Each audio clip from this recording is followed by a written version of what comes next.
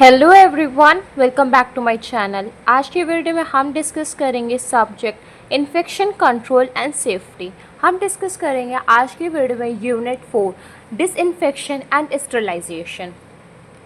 आज की वीडियो में आपका टॉपिक जो डिस्कस होगा वो डिसइंफेक्शन की definition, types of disinfection, sterilisation, types of sterilisation, difference between disinfection और स्टरलाइजेशन, स्पॉल्डिंग प्रिंसिपल, इन सारे टॉपिक्स को हम डिस्कस करेंगे।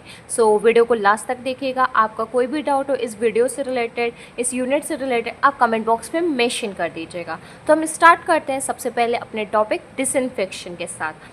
सिंपल मीनिंग बताते हैं कि डिसइंफेक्शन स्टरलाइजेशन होता क्या है, इससे आप क्या समझ लेंगे। सिंपल हम लोग स्टार्ट कर रहे हैं और फिर हम बुक से डिस्कस करेंगे। तो अगर मैं बात करूँ डिसइंफेक्शन या फिर स्टरलाइजेशन, ये आपके परफॉर्म होते हैं डेली लाइफ में और हॉस्पिटल में, जिससे आप अपने माइक्रो ऑर्गेनिज्म को किल और या फिर रिमूव करोगे। ये दोनों प्रोसीजर आपके डेली लाइफ में और हॉस्पिटल में परफॉर्म होते हैं। तो सबसे पहले अगर मैं बात करूँ तो हमारा है डिसइंफेक्शन। तो डिसइंफेक्शन क्या है? ये एक प्रोसेस है जिसमें हम लोग डिस्ट्रक्ट या एलिमिनेट करते हैं माइक्रोब्स को। माइक्रोब्स जो भी हमारे होते हैं माइक्रो ऑर्गेनिज्म, उनको हम लोग या तो रिड्यूस करेंगे या तो हम लोग उनको एलिमिनेट या फिर रिमूव करेंगे। उसको हम लोग कहते हैं डिसइंफेक्शन। अब डिसइंफेक्शन में आपको सिंपल पता चल गया, जो भी माइक्रो ऑर्गेनिज्म होता है उनका नंबर डिक्रीज होगा। अगर कोई भी आपसे कहे कि क्या होता है आपका डिसइंफेक्शन, तो आप डेफिनेशन बताएंगे, the process of disinfection is effective in killing और removing vegetative cell because vegetative cell are comparatively less resistant. तो अगर मैं बताऊं, जो आपका डिसइंफेक्शन होता है वो सिर्फ आपके माइक्रो ऑर्गेनिज्म के वेजिटेटिव सेल को किल करता है। जो आपके स्टरलाइजेशन होता है वो वेजिटेटिव सेल के साथ साथ आपके स्पोर्स को भी किल करता है। नेक्स्ट अगर मैं बात करूँ, जो आप स्टरलाइजेशन प्रोसेस करोगे या डिसइंफेक्शन प्रोसेस करोगे, उसमें आप कोई भी यूज़ करोगे उसको हम लोग कहते हैं डिसइंफेक्टेंट्स। अब ये डिसइंफेक्टेंट्स क्या होते हैं? जैसे कि आपके आएंगे बैक्टीरिसाइडल। अब बैक्टीरिसाइडल क्या होता है? जो बैक्टीरिया को किल करते हैं वो आपके आएंगे डिसइंफेक्टेंट। अब ये स्टरलाइजेशन प्रोसेस क्या है? स्टरलाइजेशन प्रोसेस आपका डिसइंफेक्शन से बढ़िया है। क्यों? क्योंकि डिसइंफेक्शन आपके कुछ माइक्रो ऑर्गेनिज्म को ही रिमूव कर पाता है और कुछ जो माइक्रो ऑर्गेनिज्म के स्पोर्स हैं उनको रिमूव भी नहीं कर पाता है। स्टरलाइजेशन में आपके वेजिटेटिव सेल के साथ साथ आपके स्पोर्स भी किल हो जाते हैं। Sterilisation is the process of effective killing और रिमूवल ऑफ ट्रांसमिबल एजेंट और माइक्रो ऑर्गेनिज्म। तो आपको पता चल गया स्टरलाइजेशन और डिसइंफेक्शन में क्या सिंपल पॉइंट्स हैं, क्या डेफिनेशन है जो आपकी बुक में मेंशन है। फिर आपका आता है टाइप्स ऑफ डिसइंफेक्शन। तो डिसइंफेक्शन आपके 3 टाइप्स के होते हैं। सबसे पहला आपका मेंशन है कॉनकरेंट, फिर आपका है टर्मिनल, फिर आपका है प्री करेंट। अब आप की बुक में मेंशन है, PDF टेलीग्राम चैनल पर अपलोडेड है, आप उससे नोट्स बना सकते हैं। मैं सिंपल आपको बता रही हूँ कि ये होता क्या है। कॉनकरेंट में क्या होता है? पेशेंट या फिर कोई भी पर्सन बेड पे है या फिर टेबल या चेयर कहीं पे भी है, उसकी बॉडी से माइक्रो ऑर्गेनिज्म रिलीज़ हो रहे हैं और रिलीज़ होते ही आप तुरंत उसकी बॉडी को या फिर सरफेस को, उस एरिया को क्लीन कर रहे हो जिससे आपके माइक्रो ऑर्गेनिज्म को चाह रहे हो किल हो जाए, तो उसको कहते हैं कॉनकरेंट। फॉर एग्जाम्पल एक पर्सन है, उसने वॉमिटिंग कर दिया। अब जो वॉमिट आउट हुआ वेस्ट है आप उसको तुरंत क्लीन करो। क्यों? क्योंकि उसमें बहुत सारे माइक्रो ऑर्गेनिज्म है, वो जब तक स्प्रेड हो इससे बेटर है कि आप उसको पहले क्लीन कर दो। एक पर्सन है जो अनकॉन्शियस है, जिसने यूरिन पास कर दिया, तो आप उसको भी क्लीन तुरंत करोगे। क्यों? क्योंकि उसमें बहुत सारे माइक्रो ऑर्गेनिज्म होंगे। ऐसी कंडीशन में आप कह सकते हो कि आप कॉनकरेंट डिसइंफेक्शन का यूज़ कर रहे हो। नेक्स्ट है टर्मिनल डिसइंफेक्शन। अब वो पर्सन या ये आप कह सकते हो या पर्सन या पेशेंट जो भी है, आपका वो डेड हो चुका है। अब डेड होने के बाद में आप पहले तो उसको वार्ड में शिफ्ट करोगे, आफ्टर दैट आप टर्मिनल क्लीनिंग करोगे। अब ये टर्मिनल क्लीनिंग क्या होती है? टर्मिनल क्लीनिंग में मतलब आता है आपका, आप हर एक ऑब्जेक्ट को क्लीन करते हो। क्लीन कैसे करोगे उसका भी एक मेथड होता है, हम आगे वीडियो में डिस्कस करेंगे, जिससे आपको पता चल जाएगा कि क्लीनिंग के क्या स्टेप्स हैं, क्या मेथड है। नेक्स्ट आपका टाइप आता है डिसइंफेक्शन का, वो है आपका प्री करेंट। प्री करेंट में आप मेनली क्या होता है, कोई भी माइक्रो ऑर्गेनिज्म डेवलप हो उससे पहले ही आप उसको किल करने की सारी तैयारी करके बैठ जाओ। जैसे कि पाश्चराइजेशन ऑफ मिल्क। अगर मिल्क में बाद में माइक्रो ऑर्गेनिज्म है, उससे पहले अगर हम लोग उसको पाश्चराइजेशन प्रोसेस करते हैं, आपने केमिस्ट्री में पढ़ा होगा कि उसमें बहुत सारे हम लोग केमिकल्स ऐड ऑन करते हैं, जिससे क्या होगा, माइक्रो ऑर्गेनिज्म रिड्यूस हो जाएगा और आपका मिल्क सेफ़ हो जाएगा। जैसे कि वाटर में हम लोग डिसइंफेक्शन का यूज़ करते हैं जिससे हमारा वाटर क्लीन हो जाता है। अब वो डिसइंफेक्टेंट आपका क्या आता है, क्लोरीन। फिर हम बात करते हैं स्टरलाइजेशन के टाइप्स की। स्टरलाइजेशन की डेफिनेशन डिस्कस कर चुके हैं। अब हम डायरेक्ट बात करते हैं टाइप्स ऑफ स्टरलाइजेशन के। तो टाइप्स ऑफ स्टरलाइजेशन आपका 3 टाइप्स का आता है। सबसे पहले आपका फिजिकल मेथड, फिर आपका है मैकेनिकल, उसी को हम लोग कहते हैं फिल्ट्रेशन मेथड, फिर आपका आएगा केमिकल मेथड। तो आपके 3 मेथड हैं स्टरलाइजेशन के। तो सबसे पहला हम डिस्कस करेंगे सनलाइट। आपका आता है सनलाइट फिजिकल मेथड में। तो फिजिकल मेथड में आपके 3 से 4 पॉइंट हैं, जैसे कि सनलाइट। तो सनलाइट में आपको पता है क्या होता है, यूवी रेज होती हैं जिनसे हम लोग प्रोटेक्शन करते हैं। यूवी रेस, हीट रेस, ये आपकी जर्मीसाइडल वर्क करती हैं। अब आप कपड़े हमेशा धुलने के धूप में क्यों सुखाते हो, जो भी आपके कपड़ों में माइक्रो ऑर्गेनिज्म हो वो किल हो जाएं। तो यूवी रेस, हीट रेस में इतनी उनके पास पावर होती है, जो भी जर्म्स हो उनको किल कर सकते हैं, इसीलिए वो जर्मीसाइडल वर्क करते हैं। जर्म्स को किल करने का टर्म जर्मीसाइडल है। नेक्स्ट आपका पॉइंट है मॉइस्ट हीट स्टरलाइजेशन। ये आपका फिजिकल मेथड में ही आएगा। अब ये मॉइस्ट हीट स्टरलाइजेशन क्या है, आप स्टरलाइज कर रहे हो कोई भी चीज़ को, स्टरलाइज कर रहे हो जिसमें आप क्या करोगे, वेजिटेटिव सेल के साथ में स्पोर को भी किल करोगे। मॉइस्ट का मतलब समझ में आ रहा है आपको, उसमें वाटर आएगा। जैसे कि अब मॉइस्ट में आप कोई भी वेसल्स यूज़ कर रहे हो, ऊपर से नीचे से आप हाई प्रेशर हाई टेम्परेचर दे रहे हो और ऊपर से वेसल वो क्लोज है। जब ऐसी कंडीशन होती है तो अंदर वेपर्स फॉर्म तो होंगे।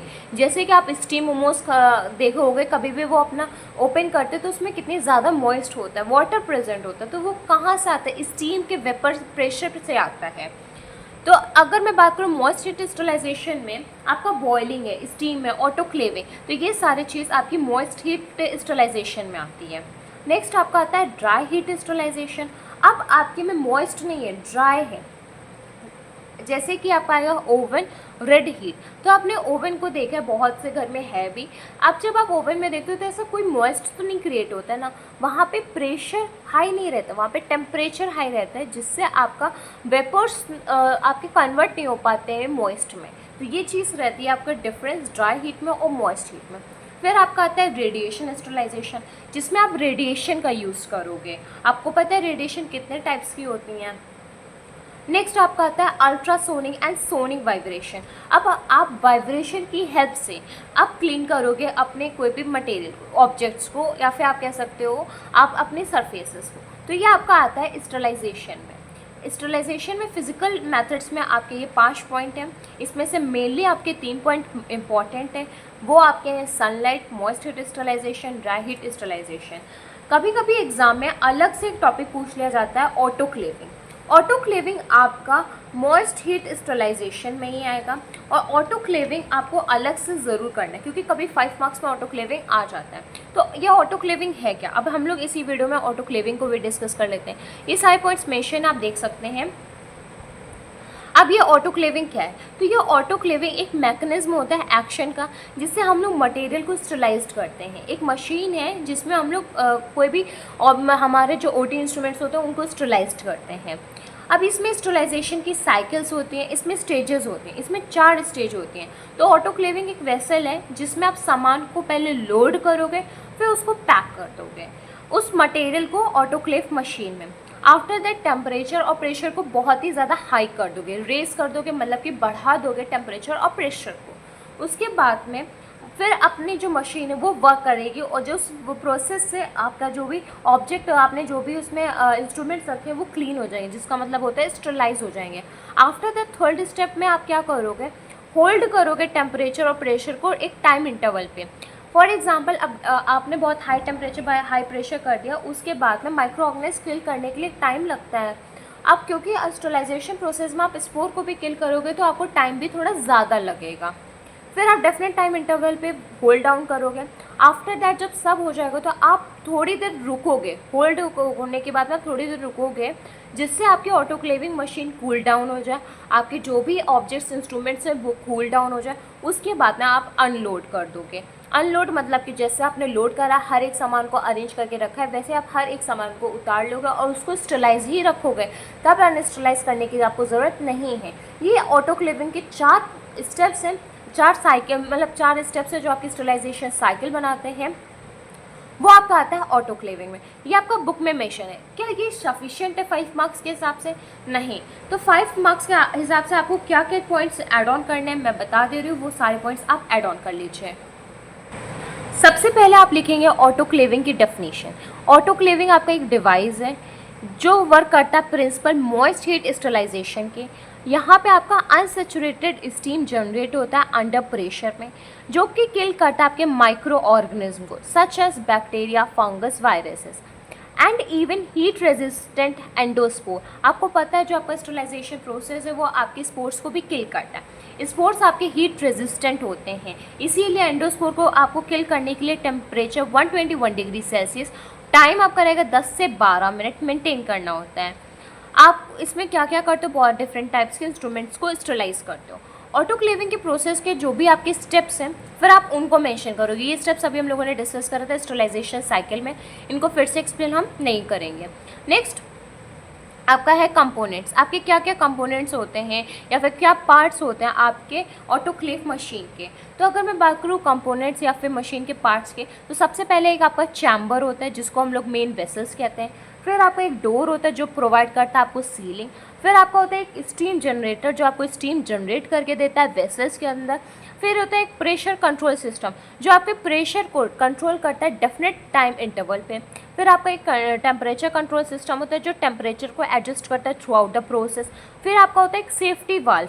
सेफ्टी वाल्व क्या करता है, रिलैक्स करता है एक्सेस प्रेशर को। जैसे कि आपका कुकर है, अगर प्रेशर कुकर आपको पता है कि उसमें नीचे से आप टेम्परेचर देते हो जो कि आप गैस से दे रहे हो, प्रेशर के लिए उसमें सेफ्टी वाल्व में सीटी होती है। अगर वो सीटी विस्टल ना बजे तो कुकर फट जाएगा। तो सेम है ऑटोक्लेविंग मशीन में भी आपका सेफ्टी वॉल्व्स प्रेजेंट होते हैं जो कि रिलैक्स करते हैं एक्सेस प्रेशर को। फिर आपका वाटर रिजर्वायर होता है जो आपके वाटर की सप्लाई करता है। तो ये आपके क्या थे, कंपोनेंट्स थे। कंपोनेंट्स के सामने मैंने आपको मेन पॉइंट बताया, तो आप इन्हीं को अच्छे से एक्सप्लेन करके बताइएगा। नेक्स्ट प्रिंसिपल हम डिस्कस करते हैं। प्रिंसिपल क्या है आपके ऑटोक्लेविंग के। तो प्रिंसिपल की अगर मैं बात हो तो इसमें 6 पॉइंट है। सबसे पहले स्टीम जनरेशन। तो स्टीम जनरेशन के अगर प्रिंसिपल पे वर्क कर रहा है तो वो कौन है, ऑटोक्लेविंग है। फिर चैम्बर की लोडिंग, फिर सीलिंग, फिर प्रेशराइजेशन, स्टरलाइजेशन टाइम, एग्जॉस्ट। तो ये सारे आपके पॉइंट्स हैं प्रिंसिपल के। ये को रिलेट आप कर सकते हो कंपोनेंट के साथ में। अब हम डिस्कस करेंगे फिगर ऑटोक्लेविंग का। आप इसको डायग्राम को बहुत अच्छे से बनाइएगा, आपका हाफ पेज कवर अप अच्छे से करेगा। तो सबसे पहले अगर मैं बात करूँ तो इसमें क्या है, आपका वेसल होता है, आप कह सकते हैं चैम्बर होता है जो आपका मेन वेसल वर्क करता है। उसके बाद में आपके लिड होती है, लिड के में ही आपका सेफ्टी वॉल्व्स और आपका प्रेशर गॉश और आपकी डिस्चार्ज टैब होती है।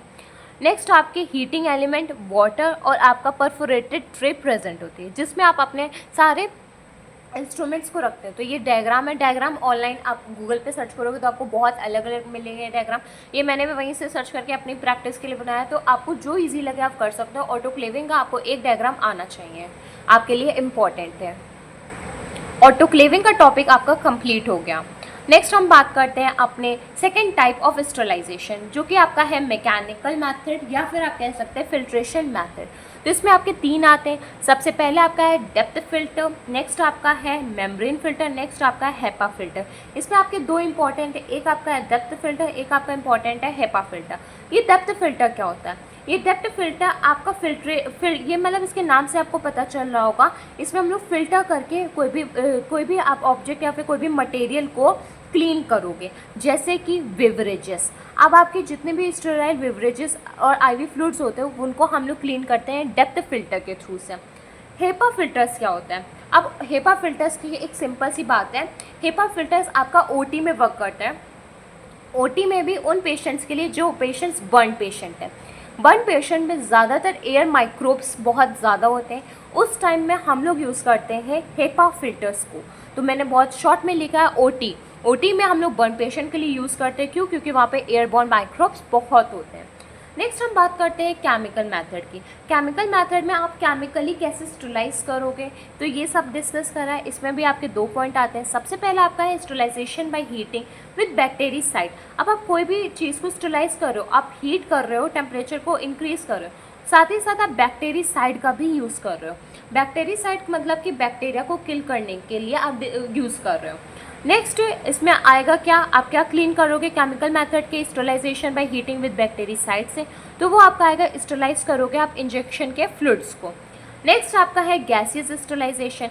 गैसियस स्टरलाइजेशन की अगर मैं बात करूँ तो ओजोन का यूज़ करोगे आप, गैसियस है जिससे आप डिसइंफेक्ट कर रहे हो वाटर को, तो आपका डिसइंफेक्शन स्टरलाइजेशन कंप्लीट हो गया है। डेफिनेशन एंड उसके टाइप्स। अब हम डिस्कस करेंगे difference between sterilisation and disinfection. Sterilisation disinfection में अगर आपने इतना पढ़ लिया तो आपको डिफरेंस भी क्लियर हो जाएगा। तो बहुत चीज़ें मैंने मार्क कर दी हैं, आपको सिंपली लग रही होगी, अब उसको आप डिस्कस कर लेते हैं तो आपको वो डाउट भी क्लियर हो जाएगा। तो स्टरलाइजेशन में माइक्रो ऑर्गेनिज्म आप रिमूव कर दोगे, इसमें आप डिसइंफेक्शन में माइक्रो ऑर्गेनिज्म का नंबर को रिड्यूस करोगे। स्टरलाइजेशन में आप वेजिटेटिव सेल और स्पोर्स दोनों को किल करोगे। डिसइंफेक्शन में सिर्फ और सिर्फ आप वेजिटेटिव सेल को किल करोगे, स्पोर्स को किल नहीं करोगे। स्टरलाइजेशन का आपका एग्जांपल आएगा ऑटोक्लेविंग, डिसइंफेक्शन का आपका एग्जांपल आएगा पैस्चुरेशन। स्टरलाइजेशन में आप फिजिकल मेथड को यूज़ करते हो, डिसइंफेक्शन में आप केमिकल मेथड को यूज़ करते हो। स्टरलाइजेशन आपका मेडिकल और रिसर्च पर्पसेस में यूज़ होता है, डिसइंफेक्शन आप डेली लाइफ प्रोसेस में यूज़ करते हो। अब लास्ट पॉइंट थोड़ा सा आपको कंफ्यूज कर रहा होगा, तो अगर मैं बात करूँ जो आप घर पे पोछा लगाते हो फिनाइल से, तो वो क्या होता है, एक वो डिसइंफेक्शन में आता है। तो डेली लाइफ प्रोसेस में आप यूज़ करो, जैसे कि डेटॉल, सैनिटाइज़र, तो वो आपका डेली लाइफ प्रोसेस में आता है जिससे माइक्रो ऑर्गेनिज्म का नंबर रिड्यूस होता है। स्टरलाइजेशन आपका ओटी में यूज़ होता है, हॉस्पिटल में यूज़ होता है, जिससे आप पूरे माइक्रो ऑर्गेनिज्म को किल करते हो, साथ में उसके एंडोस्पोर्स को भी। तो आपका ये मेडिकल और रिसर्च पर्पसेस में यूज़ होता है। तो ये था आपका difference between sterilisation and disinfection. Next आपका टॉपिक है इन्वायरमेंट क्लीनिंग। इन्वायरमेंट क्लीनिंग ऐसा सच एग्ज़ाम में आता नहीं है, बट आपने एग्ज़ाम दिया है, आपको एक आइडिया लग गया कि कोई भी चीज़ सिलेबस में मेंशन है तो एग्ज़ाम में बन सकती है। तो इन्वायरमेंट क्लीनिंग होता क्या है, तो सबसे पहले डिसइंफेक्शन स्टरलाइजेशन प्रोसेस की मदद से उनके सहायता के साथ आप इन्वायरमेंट को क्लीन करोगे। अब वो इन्वायरमेंट आपका आसपास का, मतलब आपका घर भी हो सकता है, वो आपका हॉस्पिटल भी हो सकता है। तो आप बेसिक तरीके से करोगे कि कैसे उसको क्लीन करना है, क्या उसके बेसिक स्टेप्स हैं। तो 4 स्टेप ऐसे हैं जो आपको फॉलो करने होते हैं कोई भी आप क्लीनिंग करते हो इन्वायरमेंट की। तो सबसे पहले आप क्लीनिंग करने से पहले असेसमेंट करोगे। असेसमेंट में आप पेशेंट की कंडीशन को देखोगे, सेफ्टी हज़ार्ड्स को देखोगे, हज़ार्ड्स मतलब डेंजरस को देखोगे, आप पीपीई किट को देखोगे, आपके पास कौन से मटेरियल है, कौन सा ऑब्स्ट्रक्शन है, कौन सा आप डैमेज है, कौन सा ब्रोकन फर्नीचर है, तो वो सारी चीज़ असेसमेंट करोगे। फॉर एग्जांपल अभी आप एक इमेजिन करिए कि आपको एक रूम क्लीन करना है, तो सबसे पहले आप रूम क्लीन करने से पहले आप देखोगे कि रूम की हालात कैसे हैं, आपको कौन सी टाइप की झाड़ू लगेगी, कैसा पोछा लगेगा, आपको फिनाइल की ज़रूरत है, डेटॉल की ज़रूरत है, हार्पिक की ज़रूरत है।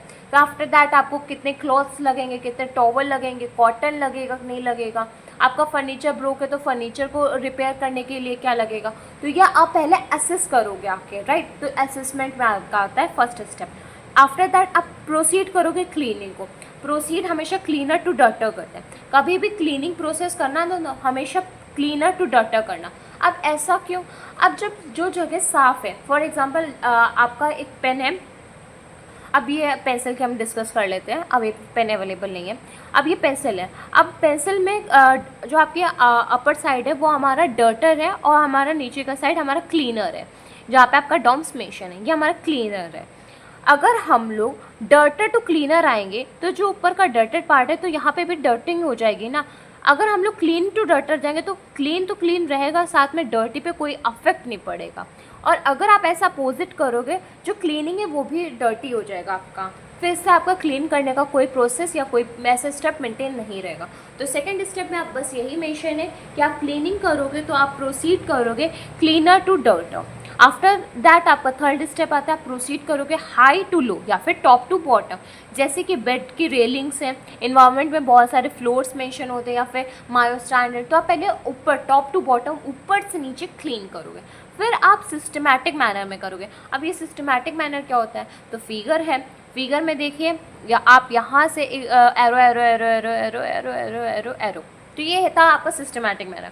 मतलब कि क्या है, एक सिस्टम वाइज फॉलो करोगे। ऐसा नहीं है आपने एक कोना यहाँ को पहले करा, फिर दूसरा कोना यहाँ साफ़ करा, फिर तीसरे में यहाँ साफ़ करा, फिर यहाँ करा, नहीं, आप सिस्टमैटिक मैनर में करोगे। अब यहाँ इंटर पहले असेसमेंट करोगे, यहाँ इंटर करने के बाद में आप सबसे पहले इसको क्लीन करना है तो क्लीनर टू डटर क्लीन करोगे, टॉप टू बॉटम क्लीन करोगे, फेस पे जाओगे, फेस पे जाओगे, फेस पे जाओगे, after that the systematic manner में आप ख़त्म करोगे। तो ये थी आपकी एनवायरमेंटल क्लीनिंग।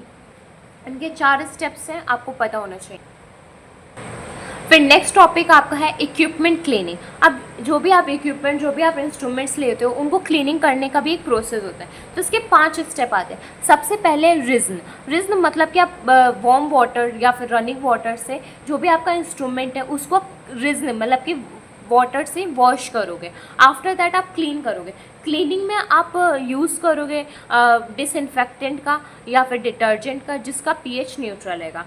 क्लीनिंग के बाद में आपका एक स्टेप आता है आफ्टर क्लीनिंग, जिसमें आप एयर ड्रायर का यूज़ करोगे, अपने इंस्ट्रूमेंट इक्विपमेंट को ड्राई करोगे। आफ्टर दैट ऑटो क्लेविंग करोगे। ऑटो क्लेविंग का प्रोसेस अभी हम लोग डिस्कस कर चुके हैं। ऑटो क्लेविंग के बाद में कोल्ड स्टरलाइजेशन करोगे। अब ये कोल्ड स्टरलाइजेशन क्या होता है, जो भी इंस्ट्रूमेंट आपके स्टरलाइज्ड हो चुके हैं अब आप उनको कोल्ड स्टरलाइज करोगे 10 घंटे के लिए, जिससे उनका स्टरलाइजेशन भी मेंटेन रहेगा, टेम्परेचर भी मेंटेन रहेगा। तो ये हम लोगों के 5 स्टेप्स हैं जो हम लोग यूज़ करते हैं इक्विपमेंट क्लीनिंग में। नेक्स्ट और लास्ट टॉपिक है इस यूनिट का स्पॉल्डिंग प्रिंसिपल। तो ये स्पॉल्डिंग प्रिंसिपल आपके अर्ले एच स्पॉल्डिंग ने दिया था। ये मेन इसलिए दिया था क्योंकि हम लोग रेशनल अप्रोच समझ सकें डिसइंफेक्शन और स्टरलाइजेशन का, जिससे हम लोग इक्विपमेंट की क्लीनिंग कर सकें, ओटी इंस्ट्रूमेंट की कर सकें, पेशेंट केयर आइटम्स में जो जो चीज़ें यूज़ हो रही हैं उनको हम लोग डिसइंफेक्ट और स्टरलाइज अच्छे से कर सकें। तो स्पॉल्डिंग ने इसके 3 आइटम्स के बेसिस पे डिवाइड करा है। सबसे पहला पॉइंट आपका क्रिटिकल आइटम, फिर आपका है सेमी क्रिटिकल आइटम, फिर आपका है नॉन क्रिटिकल आइटम। नाम से पता चला है क्रिटिकल आइटम ऐसे आइटम्स जिसमें हाई रिस्क है इन्फेक्शन होने का, बहुत ही ज़्यादा कंटामिनेटेड है, बहुत ही ज़्यादा उसमें माइक्रो ऑर्गेनिज्म प्रेजेंट है। फॉर एग्जाम्पल आपके ओटी के इंस्ट्रूमेंट्स, अब किसी की सर्जरी हुई हो, उस सर्जरी वाले इंस्ट्रूमेंट्स को आप डायरेक्ट टच करोगे नहीं, क्यों? क्योंकि उसमें बहुत ज़्यादा माइक्रो ऑर्गेनिज्म है। जब उनको आप स्टरलाइजेशन और डिसइंफेक्शन का प्रोसेस यूज़ करोगे उसको हम लोग कहेंगे क्रिटिकल आइटम्स।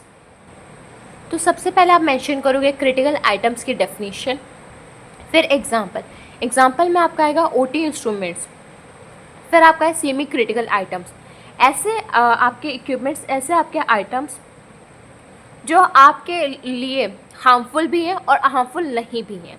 अब ऐसे कौन से आप कह सकते हो आएंगे इसमें, तो ऐसे आपके ऑब्जेक्ट्स या फिर ऐसे आपके इंस्ट्रूमेंट्स जो आपके म्यूकस मेम्ब्रेन्स के कांटेक्ट में आते हैं, जैसे कि लैरेंजोस्कोप। अब कोई पर्सन, एक पर्सन है जिसको टीबी ट्यूबरक्लोसिस है, एक पर्सन को ट्यूबरक्लोसिस नहीं है, तो ट्यूबरक्लोसिस नहीं है तब आप लैरेंजोस्कोप इसको यूज़ कर रहे हो तब आपको कोई हार्म नहीं है। अगर उस पर्सन को टीबी है तब आपने लैरेंजोस्कोप यूज़ करा तब आपको हार्म है। तो एक ऐसी कंडीशन डेवलप होती है पेशेंट के केस के अकॉर्डिंग, उसको हम लोग कहते हैं सेमी क्रिटिकल आइटम। एग्जाम्पल आएगा लैरेंजोस्कोप, आपके कैथेटर, आपके डायफ्राम फिटिंग रिंग्स और भी बहुत सारे एक्सेट्रा। नेक्स्ट आपका लास्ट टाइप है स्पॉल्डिंग प्रिंसिपल का नॉन क्रिटिकल आइटम्स। एक ऐसे भी आइटम्स होते हैं जो आपके लिए क्रिटिकल है ही नहीं, मतलब आपको इन्फेक्शन करने के चांसेस उसमें है ही नहीं, कंटामिनेटेड है ही नहीं। अब आपके इसमें कौन सा आते हैं, ऐसे ऑब्जेक्ट्स जो, ऐसे इंस्ट्रूमेंट्स जो आपके डायरेक्ट स्किन के कांटेक्ट में आते हैं, जैसे कि बीपी कफ आप जानते हो हर किसी को बांधते हो, वो डायरेक्ट आपके हाथ में बनता है और इससे कोई भी प्रॉब्लम नहीं होती क्योंकि वो आपके ना म्यूकस मेम्ब्रेन से, ना किसी आपके बॉडी फ्लूइड से, ना किसी ब्लड, मतलब किसी भी चीज़ से आपकी बॉडी से कांटेक्ट में नहीं आ रहा, सिर्फ स्किन से आ रहा है, जिससे आपका इतना कंटामिनेटेड नहीं होता है। बीपी कफ आता है, आपके क्रचेस आते हैं, ये सारी चीज़ें आपके नॉन क्रिटिकल आइटम्स में आती है। आपके यूनिट में ये लास्ट टॉपिक था। यूनिट डिसइंफेक्शन स्टरलाइजेशन कंप्लीट हो गई है, आप इसके नोट्स प्रिपेयर कर लीजिएगा, पीडीएफ अपलोडेड है टेलीग्राम चैनल पे। और एक मेन बात ये है, disinfection sterilisation infection control subject का टॉपिक आपका 10 मार्क्स में लॉन्ग आया था, तो आप कोई भी टॉपिक को ये मत समझ के रखिएगा कि ये शॉर्ट में मेंशन है बुक में, तो शॉर्ट में ही आएगा। अब यूनिवर्सिटी क्वेश्चन पेपर बनाती है तो वो सिलेबस में मेंशन है तो उस अकॉर्डिंग देती है। तो डिसइंफेक्शन स्टरलाइजेशन तब जब 10 मार्क्स का आएगा तो आपको हर एक चीज़ अच्छे से मेंशन करनी है, तो आप पूरे चैप्टर में वो सारे पॉइंट्स को मेंशन करिएगा जो आपको लग रहा है कि इंपॉर्टेंट है डिसइंफेक्शन और स्टरलाइजेशन आंसर के लिए। तो ऐसा आप होमवर्क लिख सकते हैं कि डिसइंफेक्शन स्टरलाइजेशन को आप 10 मार्क्स में करिएगा। और जो स्टूडेंट्स मेरे से ऐड ऑन है इंस्टाग्राम पे, आप उसको पिक्चर शेयर कर दीजिएगा। अगर सही होगा तो मैं आपको बताऊंगी, गलत होगा तो जो कमी होगी मैं आपको बता दूंगी। और वीडियो यहीं पे एंड करते हैं। ये यूनिट आपकी कंप्लीट हो गई है। आपका कोई भी डाउट हो इस यूनिट से रिलेटेड सो प्लीज़ मेंशन करिएगा कमेंट बॉक्स में। अगर वीडियो अच्छी लगे तो प्लीज़ वीडियो को लाइक कर लीजिए, चैनल को सब्सक्राइब कर लीजिए। Thank you.